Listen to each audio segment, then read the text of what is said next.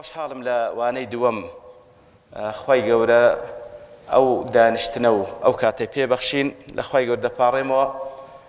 کە بە مەجلیسی زیکر لێمانی قبول بکە و ئارامی و سەکینەت بخاتە ناو دڵ و دەروونمان، ڕەحمەتی خۆی بەسەرماندا ببارێنی، مەلایکەتە بەڕێزەکان چاردەورمان بگرن، خوای گەورە سوبحانەه وتەعالە لە مەلەی ئەعلا باسمان بکا وەکو باسی دەکەین. بەڕێزان، دیارە لەوانەی یەکەم لە بۆ ئەو برا خوشکانی کە لێرە نەبوون و ئەوانەی کە لێرەش بوون لەوانەی فترەی بەسەر چوو زۆر بەمان لە بیرمان نەمابی هەموو شتەکان، هەر زۆر بە کورتی ئیشارەتێک پێ دەین. لەوانەیە یەکەمی تەزکیە هەر وەکو سەرەتایەک وەکو پێشەچێک لە بۆ بابەتی تەزکیەمان باس کرد کە دوو تەزکیە هەیە لە قورئانی پیرۆز، تەزکیەیەکی قەدەغەکرا و مەذموم کە ئەویان بریتیە لە مەدەحکردن، چ مەدەحکردنی خۆت بی یا مەدەحکردنی بەرەوڕوو کە قەدەغەکراوە، و بەشی دووەم یاخود بابەتی دووەمی تەزکیە لە قورئانی پیرۆز کە باس کرایە مەمدوحە و داواکراوە کە ئێستا ئێمە هەوڵ دەدەین ئینشاءڵڵا لە خزمەتی دابین. ئەویش بریتیە لە ئەو تەزکیەی کە تعریفەکەی زۆر بە کورتی بریتیە لە تەخلیە و تەحلیە. تەخلیە خۆ داڕناندن، خۆ پاککردنەوە لە هەموو بیر و باوەڕێک و کردار و گفتارێکی پیس، لە مقابلدا خۆ ڕازاندنەوە بە هەموو بیر و باوەڕێک و کردار و گفتارێکی پاک کە لە سەروی هەمووی عەقیدەی تەوحیدە. و هەروەها باسمان لە ئەهەمیەت و گرنگی تەوحید بە تەزکیەی نەفس کرد کە لە چەند خاڵێک پێش هەموو شتێک تەزکیەی نەفس یەکێک بووە لە وەزیفەی پێغەمبەران عەلەیهیم السەڵات وەسەلام. تەزکیەی نەفس ڕێگایە لە بۆ نەجاتبوون لە ئاگری جەهەنەم، تەزکیەی نەفس ڕێگایە لە بۆ شادبوونەوە بە بەهەشتی پان و بەرین و ڕەزامەندی ڕەب العالەمین. تەزکیە لە هەموو کاتێک و بە تایبەتیش لەو کاتانەی کە ئێستا ئەمە تێیدا دەژین کە بەڕاستی فتەن و شوبهات و شەهەوات کەمیان زۆر هەمومان هەستی پێ دەکەین ئەوەی کەوا نەجاتی دەبی تەنها ئیلا ما ڕەحیمە ڕەبی، خوای گەورە پەنامان بدە. لێیە زۆر گرنگە بەڕاستی. و هەروەها ئەوەی کە باسمان کرد لەوانەیە یەکەم وەکو بێتاقەی دخولێک بوو ئەو ئەعراز و ئەو نیشانانەی کەوا زۆرێک لە ئێمە ئیلا ما ڕەحیمە ڕەبی تێماندا هەیە کە بەڵگەیە لەسەر نەخۆشی دڵ، ئیتر لێیە قەناعەتمان وایە کەوا هەمومان پێویستمان بە دەورەی ئیمانی هەیە، بە داخیلبوون لە ڕەدهەی ئینعاشی ئیمانی، بە نیازی ئەوەی خوای گەورە شیفامان لۆ بنێری. و هەروەها باسمان لەوەش کرد کە وەکو مەرجێک لە بۆ بەشداریکردن ئەوەیە کە وەکو عولەمای قەدیم ڕەحمەتی خوایان لێبی باسییان کردێ، ئەگەر بەنیازی لەو بابەتانەی کەوا باز دەکرێ لەسەرە خۆت جێبەجێی بکەی و داعوە و بانگەوازی غەیری خۆتی پێوە بکەی، فەبیها وەنیعمە، دەستی پێوە بگرە و بەردەوام بە. ئەگەر خوا نەخواستە تەنها بەنیازی گوێی لێ ڕابگری، بەنیازنی جێبەجێی بکەی، بەنیازنی داعوە و بانگەوازی لۆ بکەی، لە ئێستاوە با بڵێن حجەی ڕەب العالەمین لەسەر خۆت زیاد مەکە. بەڵام ئینشاءڵڵا هەمومان لەو نەوعین بە پشتوانی ڕەب العالەمین لەو کەسانەین بەو نیازەی باسی دەکەین و بەو نیازەی گوێی لێ ڕادەگرین جێبەجێی بکەین، داعوە و بانگەوازیشی لە بۆ بکەین. ئیتر لە بۆ ئەو بابەتە دیارە منهەجی یاخود کوتوبی تەزکیە زۆرن. لە دوای ئەوەی کەوا چاوم جێڕان ناو بابەتەکان ئەو منهەجەم هەڵبژار، هەموو شتێک لەسەر منهەجێکی دیاریکرا و بڕۆی باشترە. منهج الإسلام في تزكية النفس وأثره في الدعوة إلى الله، أو كوا باسي كرديا أخو تأليفي كرديا أنس أحمد كرزون كوا بخوي لأصله رسالة دكتوراه كبامتياز لي درسوه. لا لدواي مقدمة بيشتشي لسر بابتي تزكية یەکەم شت باز لە الأسس العقدية لتزكية النفس. حقا زۆر مهمة، يعني ئەو تەرتیبەی کە لەو کتێبە دیتم بەسەراحەت لە کتێبەکانی تر لەوانەیە هەبی، بەڵام بە پەرت و بڵاوی باس کرایە، بەڵام لێرە زۆر بە جوانی بە تەرتیبێکی زۆر ڕێکوپێک بەڕاستی باسی کردیە یەکەم شت کەوا لە بۆ تەزکیەی باسی دەکا ئەو بنەما عەقیدی و بیر و باوەڕیانە نەکەوە لەسەر ئەو ئەساسەی و تەزکیەی نەفس دەست پێ دەکەین وەکو معلومە کەوا هەموو بینایەک پێویستی بە ئەساس و بیناغە هەیە لەقەدەر ئەوەی کەوا ئەو بینایە لەقەدەر ئەوەی کەوا ئەو ئەساس و بناغەیەش پتەوبی بینایەکی چاچی لەسەر هەڵدەستی لێیە وەکو ئەساسێک لە بۆ تەزکیەی نەفس ئەساس و بناغەی تەزکیەی نەفس لە چی پێکاتیە بەندایەتیەکی ڕاست و دروست بە قەلب و بە قالب لە بۆ ڕەب العالەمین ئیمان هینان پێی و بەو دینە حەقە و بەو شەریعەتەی کەوا خوای گەورە ڕازی بووە لە بۆ بەندەکانی بنێریتن کە ببیتە منهەج و پەیامیان لە دنیا و لە قیامەت ئەو ئیمانەش وەکو معلومە کە لە ئەساس بابنێ لە قورئان و لە سوننەوە تەماشای دەکەی ئەو ئیمانی کە مەطلوبە کە هەم ئەساسە بۆ تەزکیەی نەفس هەم ئەو ئیمانی کەوا نەجاتماندا لە ڕۆژی قیامەت ئەو ئیمانی کە پێی بەختەوەر دەبین لە دنیا و لە قیامەت دیارە تەنها ئەوە نییە کە کەسێک بانگەشەی لۆ بکاتن کەسێک ئیدعای بکە نەخێر بەڵکو وەکو تعریفەکەی حەسەنی بەسری ڕەحمەتی خوای لێبی کە وەکو زانایان دەڵێن قسەکانی حەسەنی بەسری وەکەئەنەما لە میشکاتی نبووەتەوە دەرچووە سوبحان الله لێ زۆر جاران ئەو قەولانەی حەسەنی بەسری زۆر کەس هەر بە حەدیثی تێدەگا لەبەرەوەی فعلا یعنی هەڵێنجراوی قورئان و سوننەیە ئیتر ئەو ئیمانەی کەوا نەجاتمان دەدا چ ئیمانێکە ما وقر في القلب وصدقه العمل طبعا لپیشوی معلومی جنابتانه که دلی ليس الإيمان بالتمني ولا بالتحلي كواتنا التمنية كتنها نوضل درون بي ببي أوي كوا بروبومو آثار الشوينواري لسر أعضاء لا شو لسر جيان الرنگ بداتوا نبا تحليشة واتا مجرد لظاهر أتو فرمان الشريعة خواهي قورا زيب كيو لنوضل دروني شد بطال بهيز نبينا لو يدلي نأويان أديسيا ما وقر في القلب أويك ودام زرا رجدا كتان نودر درون وصدقه العمل كارو كرد وكانش تصديقي دكن كارو كرد وكانش ترجمي عملي أو إيماني دكن كوان ناو ضلو درون داهية زاوكو معلومة هرتسند أو إيمانا ريشي زياتر دا كتن ناو ضلو درون بربومي زياتر دا بخشيتن لا تزکیەی نەفسی خۆت ڕەنگ دەداتەوە لە ئیستیقامە و ڕاست و دروستی خۆڕەوشت و هەڵسوکەوتت ڕەنگ دەداتەوە ئیتر یەکەم ئەساس لە ئەساسە عەقیدیەکان کە باسی دەکاتن و ئینشاءڵڵا تەرکیز لەسەر دەکەین قەزی تەوحیدی ڕەب العالەمینە کە بەشی یەکەم لە شەهادەتەین ئەشهەدو ئەن لا ئیلاهە ئیلا الله و دووەمیان الاعتصام بالکتاب والسنة دەستگرتن بە کتاب و بە سنەت كأويشان لبيداويستيكاني بشي دوامي شهادتين أشهد أن محمدا رسول الله وباشان لو بنما عقيدياني كوازور بيسمان فيه لها مكاتقو بتايبة تجدبه تسكي نفس إيمان بقضاء وقدر وهروها إيمان بروج دوائي أو بكرتي وكو أو بابت عقيدياني كوا باسي دكا وكو أساسك لبو بابتي بابلين وكو أساسك لبو تسكي نفس يكم شد كوالا خزمتي بوستين قضية توحيدة معلومة وكو ابن القيم رحمة خواه لبي كاتك كواباز دكا التوحيد أول دعوة الرسل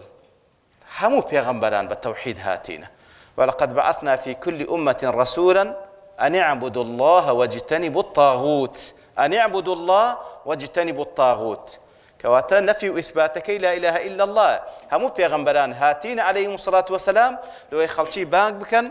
لو أويكا دور كون ولا همو واجتنبوا الطاغوت نكهر نيبرسن دور كون وكونوا في جانب والطواغيت في جانب آخر دور كون ولا همو الطواغيت أواني كوا دبرسترين لغير الله سبحانه وتعالى وهلها عبادة رب العالمين بكن أشهد أن لا إله إلا الله همو پیغمبران بو دعوة پیروز مباركة هاتنا يتروكو أويش باسي دكاتن دلي وأول منازل الطريق أو كسيكوا ريقاي خوا پرستی دەگری تەبەر بەنیازی ئەوەی شاد بیتەوە بە بەهەشتی پان و بەرین و بەڕەزامەندی ڕەب العالەمین چەند مەنزڵگایەکی لە ڕێگادا هەیە یەکەم مەنزیلەت کەوا پێویستە تێیدا بەزی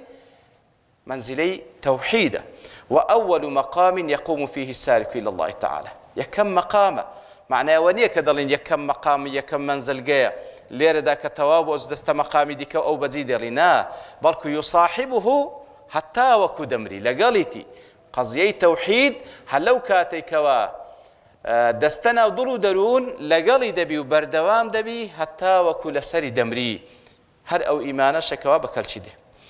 لو يتمشارك إلا مقابل ده قضية توحيد رب العالمين براستي أمن طمأنينة يعني وكو لا سورة الأنعام رب العالمين باس ذكاة الذين آمنوا ولم يلبسوا إيمانهم بظلم أولئك لهم الأمن وهم مهتدون كواتب براستي أمن وأمان أو كوهمو بشرية لدواي دادا قري نلا بارا ديبيني توا نلا منصب ديبيني توا نلا هيز خوشية شي ديكي دنيا ديبيني توا لچند دريا همو إلا إيمانا لقضية توحيدا لقدر أو كوا إنسان عقيدي توحيدها بي بي بابند بي حزبو أمن وأمان ذكا بلام والعكس بالعكس كواتا لوي وكو دلتن تمشاركي كسي ملحد كسي كوا لقضية توحيد لا يدايا أصلا هي سيقي بوجيانانية مستمر قلقة نا مرتاحة لبر أوي روبروي أو جيانة دبيته أو جيانة آلوزا ببي أوي كوا اعتماد توكلي لسر الله سبحانه وتعالى أو الله كوا خلقي كردية هركاتي كوا كم ترينو كترين مترسي روي تيدكا أعصابي هموي وكو دلي انهيار دكا زور بيتا قد دبي وكو وصفة جواني دكا وايلي دي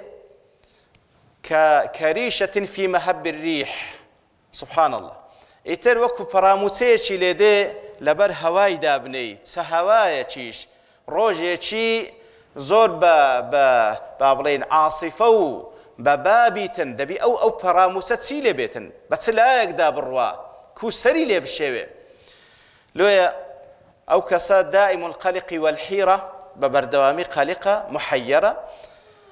وكاتي تشيش كوا ناتار دبي كاتي كوا حزبة بيتواناي خوي دكا زليلي بيويست در ببري بلام أو لبو خواي در نابري يعني مسائلي أو مسائلاني كواكو بندايتي كردنا أصل فطرة إنسان خواي قرواي خلق كده حزي لبندايتيه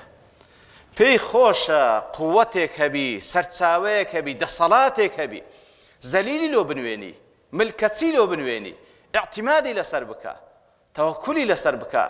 ئەو شتانەی کە هیوا و ئاواتیتی لە دنیا و لە قیامەت لۆی جێبەجێ بکە ئەو شتانەی لێی دەترسێ خۆی بداتە پەنای ئیتر ئەگەر لە بۆ خوا نەبی بە تەئکید لە بۆ غەیری خوایە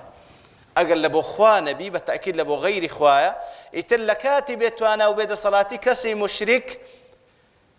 زەلیلە لە کاتی کەوا دەسەڵات و هێز و توانای هەیە التعالی على الناس ئەو جا خۆ بە گەورە دەزانی ئەو جا فیزیان لەسەر لێتدا ئەو جا تەکەبور دەکا خوا پەناماندا ئیتر بەڕاستی کاتێکەوە تەماشای حاڵی مشریک دەکەی ئەو جا دەزانی بەڕاستی عەقیدەی تەوحید چ نعمەتێکە خوای گەورە بە ئەهلی تەوحیدی بەخشیە پاشان چەند نمونەیەکی قورئانی لە بۆ بەیانکردنی ئاسار و شوێنەواری تەوحید لەسەر نەفسی ئینسان و هەروەها لە مقابلیشدا ئاسار و شوێنەواری شرک یەکەم نمونە لە سوورەتی ئیبراهیم رب العالمين دفرمي ألم ترى كيف ضرب الله مثلا كلمة طيبة كشجرة طيبة أصلها ثابت وفرعها في السماء تؤتي أكلها كل حين بإذن ربها ويضرب الله الأمثال للناس لعلهم يتذكرون كواتا يكم نمونا لسر تيدين توا لسر كلمة طيبة وكو ابن عباس خواي قول لخوي باب رازي بمفسرين ليدا جارنا كلمة الطيبة شهادة أن لا إله إلا الله خواي قول نموني كلمة طيبة شهادة لا إله إلا الله كلمة توحيد ديني توا تفرمي كشجرة طيبة دارێکی باش نافەرمی ڕەنجی نافەرمی بەروبوومی نافەرمی قەد و قامەتی نا كشجرة طيبة لهمو صفاتك طيبة سبحان الله لهمو صفاتك طيبة أصلها ثابت أو دار باكا أو دار تاكا أصلها ثابت أصلكي رجدا كتا خوراقرة أصلها ثابت وفرعها في السماء أصل شي قايم وفرع لقب وفكانشي برو آسمان برزبويتو تؤتي أكلها كل حين بإذن ربها أو دار ثابتة أو دار برز بلندا أو برو مميكدي بخشي وانية كوادارك بتنها لفصل كاني صال بربوم ببخشنا بل تؤتي أكلها كل حين بإذن ربها بإذن پروردگاري همو كاتك بربوم دبخشي أو عقيدة توحيدة وكو ابن عباس خواهي يقول لخوي بابي رازيبي فعلا عقيدة توحيد رجدا كتالة فطرة بشرية خواهي يقول لسر أو فطرة خلقي كردينة شتيشي نامو غريب نية لا إنسان شتيشي نامو غريب نية لوية تمشاهدك پیغمبر صلى الله عليه وسلم كاتك دفرمي من دال كدبي لسر فطرة دبي أو داكو بابي أو من دالنا دەیکەنە جوولەکە یان دەیکەنە فەلا یان دەیکەنە ئاگر پەرست وەکو زانان دەفرن ئەگەر لە ئەسڵی خۆی لێی بگەڕێی لەسەر تەوحید پەروەردە دەبی لەسەر تەوحید پەروەردە دەبی کەواتە قەزیەی تەوحید لە ناو فیترەت و دڵ و دەرونی ئینسان ڕەجی داکوتە لێ تەماشا دەکەی قورئانی پیرۆز لە چەندین جێگا تەئکید لەوەی دەکاتەوە کەوا تەذکیرەیە بەبیرهێنانەوەیە بەبیرهێنانەوە ئەو عەهدی فیترەتەیە کەوا لە سوورەتی الأعراف خوای گەورە سبحانه وتعالى إشارەت پێدا وإذ أخذ ربك من بني آدم من ظهورهم ذريتهم وأشهدهم على أنفسهم ألست بربكم قالوا بلى شهدنا هەموومان لە پشتی بابمان ئادەم خوای گەورە خۆی بە ئێمە ناساندیە و ئێمە شاهدیماندایە لێ ئێستا کاتێکەوە قەزیەی تەوحیدمان لێ باز دەکرێ حەز دەکەن ئێمە پێی ئاشناین شتێکی غەریب نییە شتێکە لەگەڵ ئەسڵی فیترەتمان دەگونجێ ڕەجی داکوتایە وفرعها في السماء وفرعي أو داراش لآسمانة تؤتي أكلها كل حين بإذن أجر عقيدة توحيد بتواوتي دامزر لنا ودل درونك بيويست تؤتي أكلها كل حين بإذن ربها همو كاتيك بروبوم ببخشي بإذن پروردگاري أجر كاتيك بروبومي نبو بيويست مراجعي عقيدة كي بكاتو لبرسي بروبوم الدنيا لبرسي سستي لبرچی شەکوکمان لێ پەیدا بووە پێویستە مراجعەی عەقیدەکەی بکاتەوە ئەگەر نا پێویستە وابی تؤتی ئوکولها كل حین بإذن ربها لێ وەکو لە شەرحەکەش باسی دەکاتن ئەو دارە کەوا ڕەجی داکوتا پێویستە بەروبوومی هەبی بەروبوومی نەبوو نیشانەیە لەوەی کەوا بەڕاستی دانەمەزرا ئەو دڵ و دەروونە خوا پەناماندا لە مقابلیشدا ومثل كلمة خبيثة كشجرة خبيثة نموني كلمة خبيث كوا أخبث كلمة بيسترين كلمة الشركة والعياذ بالله إنما المشركون نجس مشركة كان بيسا نكس لا شيء بيس بي لبروي پیغمبر صلى الله عليه وسلم لدولتي آفرتي كافر كأودي بيونا وليون دري آي خواتو پیغمبر صلى الله عليه وسلم لهمان زيغا أو دخواتو كواتا خودي كافر خودي مشرك بيسنية لا شيء عقيدة كي بيسا إنما المشركون نجس لويا بيسترين كلمة كلمة الشركة كشجرة خبيثة وكدارة بيس اجتثت من فوق الأرض سبحان الله رجي هي بلام رجي هندن الزيكة لسروي زي وكو زانان دفرمون وكو أويك لسر زبيبي وكو أويك لسر زبيبي اجتثت من فوق الأرض رجي دانا كتايا بلكو لسروي زبيو رجكاني هندن زيكن لسروي زبيو حرب عاستم يك دست قبضي إبراهيمي دوي لي بداو بيكويني هيتني دار الشرك تمشادك إلى عقيدة توحيد خواهي يقول فرموي لا باشا كذا فرموي يثبت الله الذين آمنوا بالقول الثابت خواهي يقول إيمان داران زي جير دكا بو قول ثابتك لا إله إلا الله ئێمەین خۆمان بەداری تەوحید شۆڕ کردیتەوە لەقەدەر ئەوەی کەوا دەستت بەداری تەوحیدەوە گرت بعقيدة توحيد وقر خوراقري لدنيا ولقيامته لنا وقبره بلام هر كاتيك كوا دست الشلبو أو زابزان شكو وقمان وشبهات وشهوات روتي ذكا خوا بنامان ده كواتا بخوي عقيدك ثابتة وخوا صاحبيتي بلام لمقابل ده داري الشرك عقيدي بوغان هيز أصله أساسينيا بەبێ ڕەگ و ڕیشان لەسەر ڕووی زەوی ڕاوەستایە چێنە ڕایانگرتیە ڕاگرانی لە ئەهلی شرک ڕایانگرتیە ئەو کاتەی ڕادەوەستی و ئەو کاتە لەسەر پێکەوە ئەهلی تەوحید غیابیان هەیە لە ساحە ئیتر خوا پەناماندا یا ڕەبی والحاصل بەو شێوەی خوای گەورە باسی شرکیش دەکا کە ومثل كلمة خبيثة كشجرة خبيثة اجتثت من فوق الأرض ما لها من قرار هیچ قراری نییە وەکو گوتمان ئەو کاتە قەراری هەیە کەوە ئەهلی تەوحید غیابیان هەیە لە ساحەی خوا پەناماندا ئیتر لێرە وەکو باسی دەکاتن لە نمونەی دووەم خوای گەورە لە سوورەتی الحەج دەفەرمی حنفاء لله غير مشركين به ئەو باس لە ئەهلی ئیمانە لە ئاەتی پێشووتریش باسییان دەکات ئەوەی کەمە بەستمانە لێرە ومن يشرك بالله فكأنما خر من السماء فتخطفه الطير أو تهوي به الريح في مكان سحيق ومن يشرك بالله هر كسيك شريك لبو الله بريار بدا والعياذ بالله نمونيش زور زوان لودينتو فكأنما خر من السماء وكو لآسمان وبربيتو آسمان يعني نقلة لا برزي 3 متر 4 متر 10 متر 20 متر نا لآسمان لآسمان وبربيتو وتسيلي دي أو كسي لآسمان وبربيتو بالتأكيد بصاغي ناقات السروي زي فكأنما خر من السماء فتخطفه الطير واتا أو كسا لبين دوشتا تمشاكل آتكي فتخطفه الطير أو تهوي به الريح في مكان السحيق لريقادا كوابر بويتوا أو تير قوش خوراني وكوباز وأمثال باز كوا قوش خورا إتر أوان دين بشي خوان ليلي دكنوه سبحان الله أو تهوي به الريح في مكان سحيق يعني وتا أو بايا أقل وكوبلي لدندوشي قوشت خورا كانش نزاتي بي أو باي كوا أو بناوي دا دروا تهوي به ديبا برو چين داري في مكان سحيق جيغايتي زور دور جێگایەکی زۆر دوور بە پارچەکرایی دەکەوتە جێگایەک جا وەکو زانایان دەفەرموون ئەو کەسەی کەوا شەریک لە بۆ خوای گەورە بڕیار بدا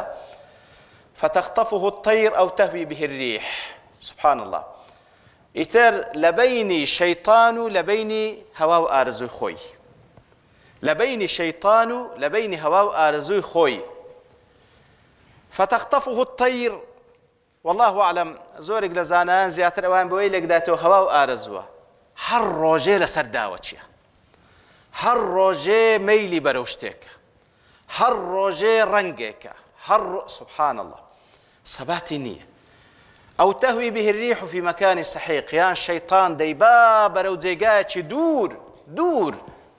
هیچ کەسێک دەستی ناگات خوا پەناماندا ئیتر ئەوە حاڵی ئەهلی شرکە بەڕاستی کە خوای گەورە لێرە و لە جێگای دیکە وەسفیان دەکات لە نمونەی دیکە خوای گەورە لە سوورەتی النور والذين كفروا أعمالهم كسراب بقيعة يحسبه الظمآن ماء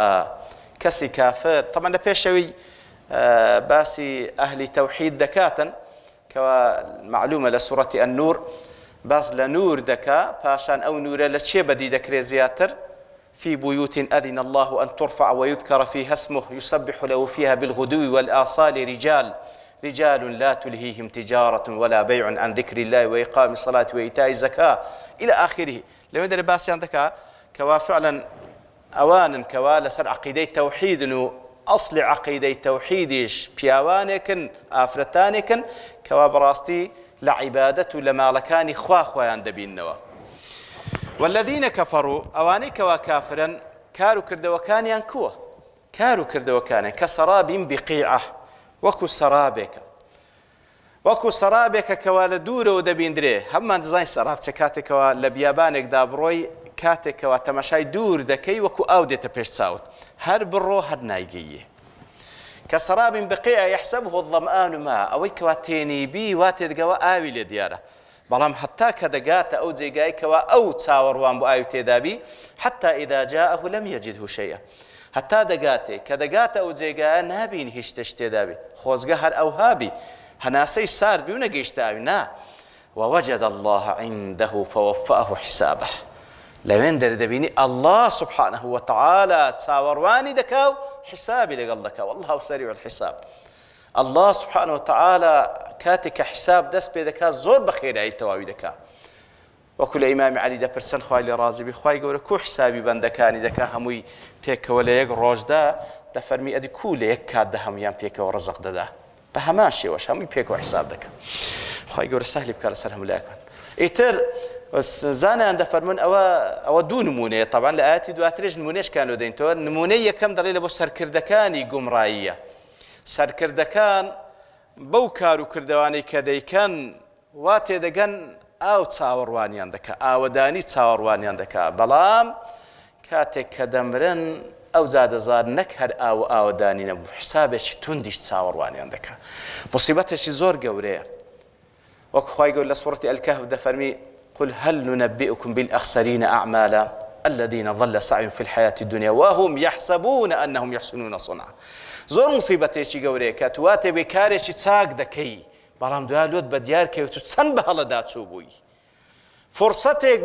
لدست دا جياني دنيا فرصتك وكو امتحاني دنيا نيبلا إلا دوري كم درنسهم لدوري دوم ناس درنسهم لبصالي دوم نا ككوتاي بي هات خلاص كوتاي بي دي ترخوا بنامن دا يتر دفرين بروبوميان بوش شوية رنز بخسار دسن أدي تابع كان يكون أو كظلمات في بحر لجي يغشاه موج من فوقه سحاب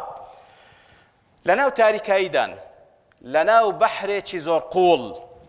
أو بحر قولا يغشاه موج أو كسا كلا بندرياك موزي داخلي هي لسروي من فوقه موج لسروي شبولي خارجي أو دو من فوقه سحاب لسروي أويش بلهور لسر بحركية ظلمات بعضها فوق بعض تاريكاي لسر تاريكاي إذا أخرج يده لم يكد يراه دست خوي دردين تماشا دكنا دست خوي نابيني قرب السري أو كسيك دست خوي نبيني سزاي أو ببتة ساوساغي كسانك دبرو تشيوي عم ببا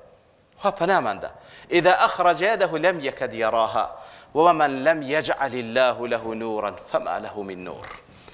يتركسك خواي جور نوري بين بخشي بهيت شويق نوري نيا خا بنام ده لا نموني أخيريش كاتا كمان رويج زوري نموني أخيري لسورة الزمر ضرب الله مثلا رجلا فيه شركاء متشاكسون ورجلا سلما لرجل دو بياو كسيتشان كار دكا لبوتسان كسيتشي شريك بيكتري أو شريكانش بيكتري خوزغا متفق بان متشاكسون لبين يقنا تبان أو بيدالي هريقرا أو داري دايبني أو بيدالي برو أو بيدالي ورا أو كسا كو سري ليدا الشيوي كو سري ليدا الشيوي أوي رازي دكا أو عندي كتورة دبن اهتسندي لخو رازي بكا لمقابل دا بياويش كمان هي سلما لرجل بياويكا لبو يك بياو إيش دكا هل يستويان مثلا وكو يكن أو دوا بالتأكيد وكو يكني إنسان مسلمان لبو خوا إيش دكا سبحانه وتعالى كأصل واهم من وابين لبو ذات الله إيش دكا وداوا كاريا كان رب العالمين إيش ديار أو قرآن أو سنة هول ددا وكو شعاري صحابة خوان للرازي بك وصفيان ذكري هل يقلوان زمان حالي ديقو والله لأجعلن الهم واحدة والله خمي خم ده كما يخم كو خوال خم رازي بكم